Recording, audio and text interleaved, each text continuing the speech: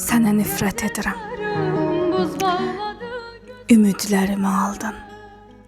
Arzularımı yarıda qoydun. Unudulmağa layiqsən.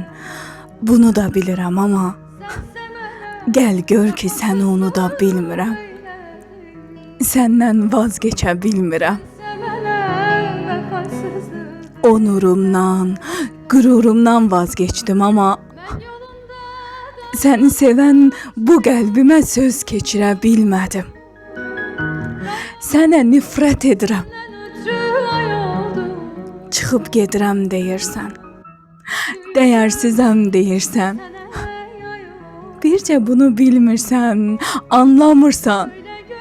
Elə dəyərdən anlayışım sənsən. Sənə nifrət edirəm. Özümə də nifrət edirəm.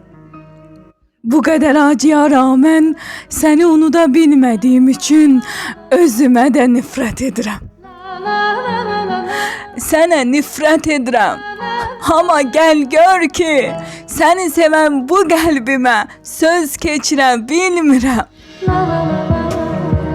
Sənə nifrət edirəm.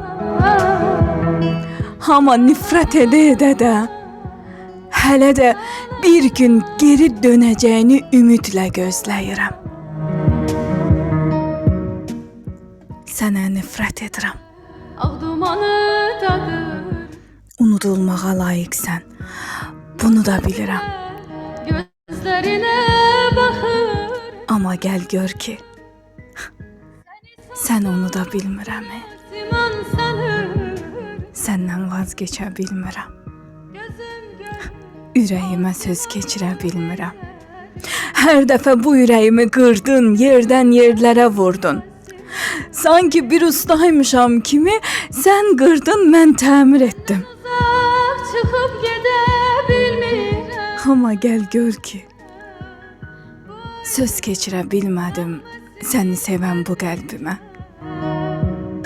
Onurumdan, qürurumdan vazgeçdim, amma bir tək